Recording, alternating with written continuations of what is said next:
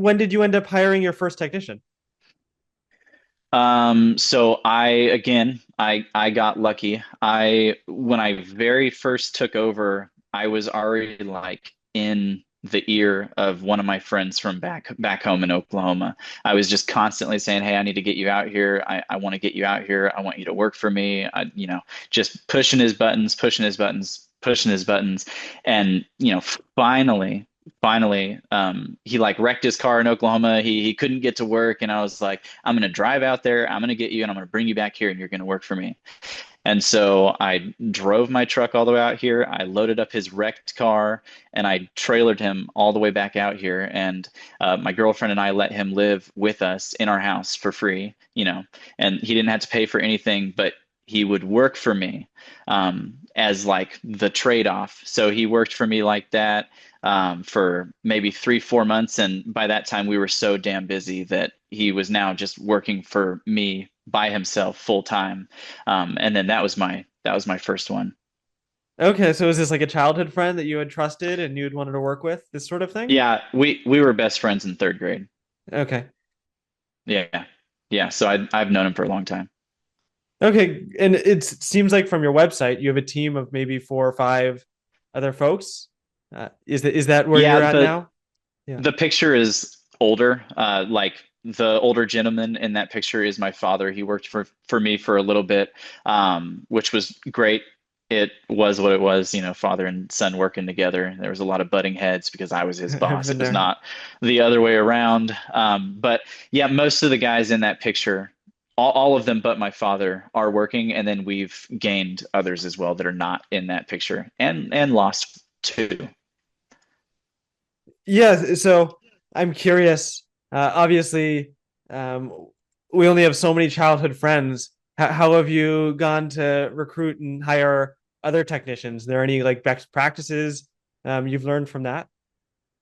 Uh, yeah, I would say anytime you go anywhere as a business owner, anywhere, you should always be looking for potential hires, whether they know it or not. Every single time, like when I would be going to the gym, one of my workers is somebody I went to the gym with for a year and a half, and he didn't know for that first like 6 months. Every single time I was talking to him, like I was picking his brain about what type of person he was, because in the back of my head I was like, potentially I'm going to offer this person a job. And I waited for the right moment. I offered him a job, and he was just ecstatic, and he started working for me. So yeah, anytime you're out in public, anytime you're at a fast food restaurant, anywhere, a server is just absolutely phenomenal. You're like, I like that, I need that in my company. Have a conversation with them. I'm pretty straightforward, and a lot of people, especially my family, don't like it. But like if I have a conversation with you, I will ask, how much do they pay you? How much do you work? Like I want to know everything about them to see if I can make their life situation better by having them work for me instead. So I'm just always looking in anybody. I see. I see. Is there any like most surprising story that you could share with people listening? Honestly, it would be the gym. That's like The the most gym? exciting Okay. thing, and it's not like something crazy, but the timing was just really good. It's felt like every good thing has happened was just really, really good timing. Um, but as far as like an exciting story for hiring goes, it's pretty boring because of how lucky I got. Like the first one was, my best friend from childhood. The second one was my dad. He worked for me for a little bit when I got too big. One guy that taught me a lot of stuff in the industry, his daughter's boyfriend, he worked for me for a little bit, didn't work out. I don't think he could take me.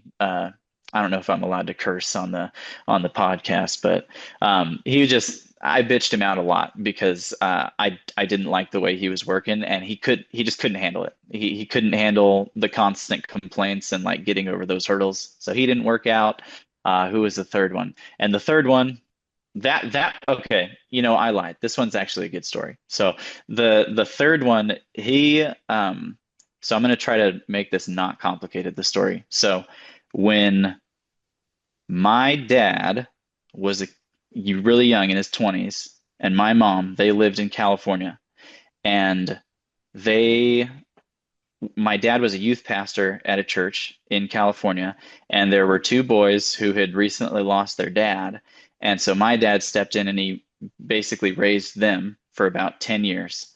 Well, fast forward to now, he has three sons and a daughter, and one of those sons was looking for a job, and he just happened to be a good age. So I interviewed him, and he works for me now. And then 6 months